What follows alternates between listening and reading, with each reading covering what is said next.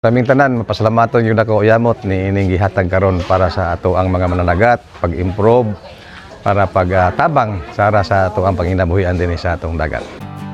Sa kadagatan sa Bohol, paglaom nagdanag, mangrove nga giampingan, kinabuhi mo lambo gayud, bangus fry atong gipagawas, ngadto sa kinaiyahan, naron mo daghan ng isda, alang sa tanang katawan. Manindot nga kabuntagon dinhi sa barangay Bunbon, lungsod sa Clarin sa ato ang probinsya sa Bohol.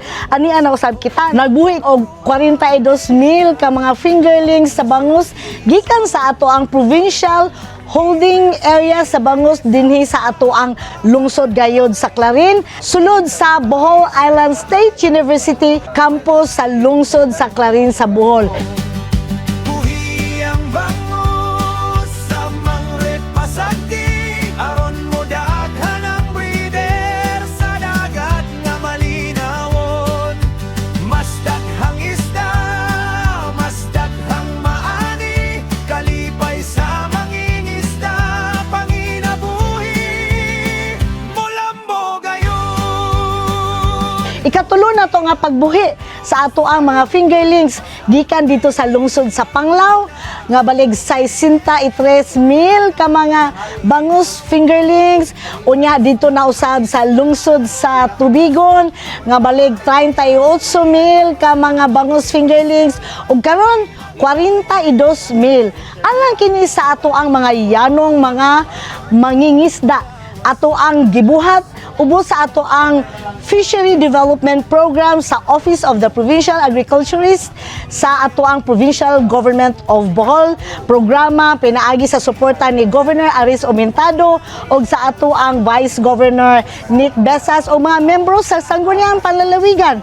Giduyugan kita karon sa atong pinangga nga mayor sa lungsod sa Clarin nga si Mayor Eugene Ibarra o sa ato ang kapitan sa Barangay Bunbon sa Clarin nga si Raul Piezas o ato ang mga membro sa ato ang People's Organization nga nag-amping niya ato ang tinubran sa kinayahan sa ato ang kadagatan. Ang mangingisda adunay mas lig-on nga kaugmaon, matubag ang panginahanglan sa isda sa tanang dapit, maayong kinabuhi alang sa matag pamilya, kalipay nga makita sa tibuok probinsya. Maayong buntag ato tanan dinhi sa barangay Bunbon, nagpasalamato gimig dako yamot sa ato ang provincial government pinagi ni Governor Amintado ug sa ato ang district Congresswoman Comandante Amintado ang atong provincial agriculturist nga si Ma'am Lisa Kirog gipadagayon diri karon aron paghatag aning grasya sa atong para panagat tagaan taog bangus.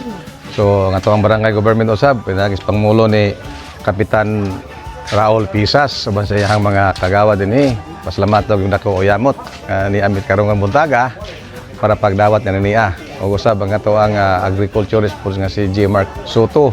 Niya po karon dinhing buntaga. Napo natong Committee on Agriculture sa ISB nato si Kagawa Dante Pugoy. Kaming tanan mapasalamaton yung dako oyamot ni ining gihatag karon para sa ato ang mga mananagat, pag-improve, para pagtabang sara sa ato ang panginabuhian din sa atong dagat.